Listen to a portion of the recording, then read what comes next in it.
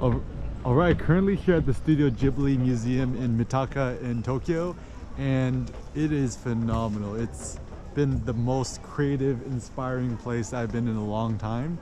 And the great thing about it is that everything is optimized for children. So even if you see down here, there's little places for kids to stand up.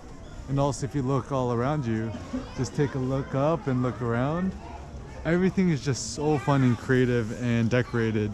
And there's so many fun little areas here for the kids to look around. There's fun families, and once again you can see kids staying up here. You can take a look inside and see all the people cooking the stuffs. Konnichiwa! And it's so fun and so genki, and it just kind of gives you a lot of optimism for life. And once again, I think it's good for adults to relive like child again. Which way should we go? We should go down that way. And yeah, it's just so fun and exciting because as adults we kind of lose this childlike sense of wonder in the world, and I think it's so much more fun for us to live adventurously like children, for us to think about having fun, for us to not think so much about our own creative limits. And yeah, just this is a 360 video, so you could just take a look up and down around. And even if you don't have the opportunity to come here, hopefully this could give you a little taste of the wonderment here.